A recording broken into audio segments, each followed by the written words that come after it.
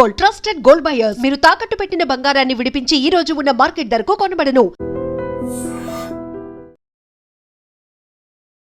మోంతా తుఫాను దాటికి ఇప్పటికీ గత 2 రోజులుగా ఆంధ్రప్రదేశ్లోని పలు జిల్లాల్లో అత్యంత భారీ వర్షాలు కూడా నమోదవుతున్న పరిస్థితులు చూస్తూ ఉన్నాం. మరొక వైపు భయంకరమైనటువంటి భీకరమైన గాలుల వేగానికి కూడా భారీ వృక్షాలు విరిగిపడుతున్నటువంటి పరిస్థితులు, కరెంటు స్తంభాలు కూడా విరిగిపడుతున్నాయి. మరికొన్ని చోట్ల ప్రమాదాలకు కారణమైనటువంటి పరిస్థితులు కూడా మీరు ఇప్పటికే చూస్తూ ఉన్నారు.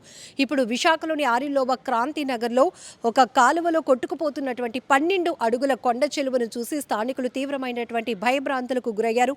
అయితే ఇమీడియట్గా అక్కడ పిల్లలు కానీ వాళ్ళకి ఏదైనా ఇబ్బంది కలుగుతుందనే ఉద్దేశంతో వాళ్ళే రెస్క్యూ చేసి కొంతమంది అక్కడ యువకులు ఆ భారీ కొండ చెలువని గోనెలో బంధించి దూర ప్రాంతంలో విడిచిపెట్టడం కూడా జరిగింది. మరొక వైపు కోనసీమ జిల్లా మాకవనపాలెంలో ఒక మహిళ తాటి చెట్టు విరిగిపడడం వల్ల అక్కడికక్కడే మృతి చెందినటువంటి దుర్ఘటన కూడా తీవ్ర విషాదం నింపిందని చెప్పొచ్చు. ఇంకా కొన్ని జిల్లాలో పరిస్థితి చూస్తే కనుక ఇప్పటికీ కూడా గత 4 రోజులుగా అంటే అక్టోబర్ 26 నుంచి 28, 29 తేదీల వరకు కూడా ఈ మోంతా తీవ్ర తుఫానుగా కాకినాడ సమీప ప్రాంతంలో తీరం దాటుతుంది. కాబట్టి ఎందుకంటే ఎటువంటి ప్రాణ నష్టాన్ని కూడా అనే ఉద్దేశంతో ఇటు వాతావరణ శాఖ, ఆంధ్రప్రదేశ్ సర్కారు కూడా ఒక కోఆర్డినేటింగ్తో అన్ని జిల్లాల్ని, అన్ని టీముల్ని కూడా అలర్ట్ చేయడంతో పాటు హై టెక్నాలజీతో మానిటరింగ్ సిస్టమ్ని ఇంప్లిమెంట్ చేసి సమర్థవంతంగా తుఫాను ప్రభావిత పరిస్థితులను ఎదుర్కొనేందుకు సన్నద్ధమయ్యారు.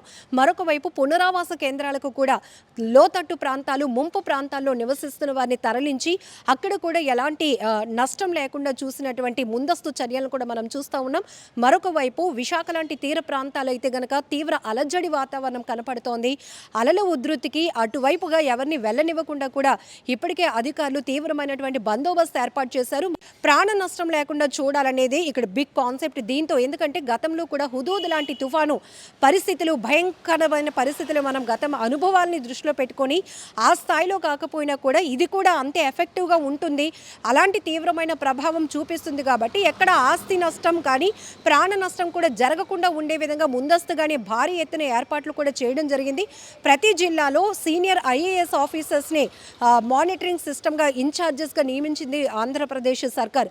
దీంతో పాటు ఇప్పుడు మరికొన్ని గంటల్లో అంటే ఈ రాత్రికే కాకినాడ అతి సమీపంలో మోంతా తుఫానుగా తీరం దాటబోతున్న టైంలో గంటకు 100 కిలోమీటర్ల వేగంతో బలమైన ఈదురుగాలులు వీస్తాయి. కాబట్టి అందరూ అలర్ట్గా ఉండాలి. మరీ ముఖ్యంగా 4 రోజుల క్రితం నుంచి కూడా మత్స్యకారులు కూడా వేటకు వెళ్ళిన వాళ్ళు తిరిగి వచ్చేయాలని, ఇక వేటకు వెళ్లాల్సిన ఆలోచనతో ఉన్న వాళ్ళు కూడా ఇంకొన్ని రోజుల పాటు వెయిట్ చేయాల్సిన పరిస్థితులు ఇంకా ఉన్నాయి అంటూ కూడా వాతావరణ శాఖ హెచ్చరికలు జారీ చేస్తోంది.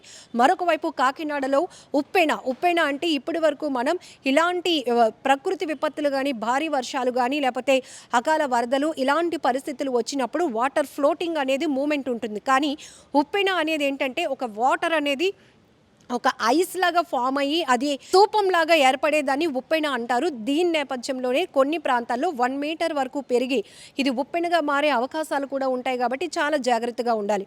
ఇంకొక వైపు అంతర్వేది లాంటి బీచ్లు కావచ్చు, మచిలీపట్నం, అలాగే విశాఖ పోర్టు, వీటిలు కూడా ఓడరేవులకు కూడా ప్రమాద హెచ్చరికలు కూడా వాతావరణ శాఖ జారీ చేసింది. ఏది ఏమైనప్పటికీ కూడా మరికొన్ని గంటల పాటు ప్రతి ఒక్కరూ ఆంధ్రప్రదేశ్ జిల్లాలో ఉన్నటువంటి ప్రతి జిల్లాల వాళ్ళు కూడా చాలా జాగ్రత్తగా ఉండాలి. ఆవశ్యకత ఎంతైనా ఉంది. ఇప్పటికే వాతావరణ శాఖ రెడ్, ఆరెంజ్, ఎల్లో 3 ఇండికేట్లు చేస్తూ కూడా ఈ 3 రెడ్ ఇండికేషన్స్లో ఉన్న వాళ్ళు అత్యంత ప్రమాదకర పరిస్థితులు ఫేస్ చేసే ఉంటుంది. కాబట్టి అవకాశం జాగ్రత్తగా ఉండాలని, అలాగే ఆరెంజ్లో, ఎల్లోలో ఉన్న వాళ్ళు భారీ వర్షాలు, అతి భారీ వర్షాలు ఇండికేట్ చేస్తూ కూడా చెప్పడం. అలాగే మరికొన్ని ప్రాంతాల్లో కనుక వరదలు అంటే అకాల వరదలు, ఫ్లాష్ ఫ్లడ్స్ కూడా వచ్చే అవకాశం ఉంటుంది. కొండవాలు ప్రాంతాల్లో ఇప్పటికీ భారీగా వర్షపాతం నమోదు కావటం వల్ల, వాటర్ స్టోరేజ్ ఉండిపోవడం వల్ల అది ఒక్కసారిగా ఫ్లోట్ అయ్యి అది వరద ప్రవాహానికి కూడా కారణమవుతుంది. కాబట్టి ఈ రకంగా గ్రాఫికల్గా కూడా వాతావరణ శాఖ ఏ ప్రాంతాల్లో అకాల వరదలు కూడా సంభవించే అవకాశం ఉంటుంది అని కూడా ముందస్తుగానే అలర్ట్ చేయడం జరిగింది. సో ఈ నేపథ్యంలో మరికొన్ని గంటల పాటు అంటే ఈ రాత్రికి తీరం దాటబోతున్న తీవ్ర తుఫాను దాటికి ఇంకా ఏ జిల్లాలు తీవ్రంగా ప్రభావితం కాబోతున్నాయో వారందరూ మాత్రం మరీ ముఖ్యంగా అత్యవసరమైతే తప్ప, వెరీ ఎమర్జెన్సీ పరిస్థితి అయితే తప్ప బయటకు రాకుండా సురక్షితమైన ప్రాంతాల్లో ఉండి ప్రాణాలను, ఆస్తిని కూడా సంరక్షించుకోవాల్సిన బాధ్యత మీదే అంటూ కూడా అధికారులు కూడా మీ అందరికీ సూచిస్తున్నారు. నిజంగా ప్రస్తుతం ఉన్నటువంటి సమాజం దేనికి ప్రయారిటీ ఇస్తుంది? ఆర్థిక సంబంధాల చుట్టూ మాత్రమే తిరుగుతోంది. మళ్ళీ ఎన్నికలంగానే చాలా విరక్తి కలుగుతాను. మంచి అనిపిస్తుంది కదా, లేడీస్ కూడా ఛాలెంజింగ్ జాబ్స్ చేసినప్పుడు చాలా బాగుంటది. ఫుడ్ డెలివరీ ఇవ్వటానికి వెళ్ళినటువంటి డెలివరీ బాయ్ అనిల్ పై కళ్ళ ముందు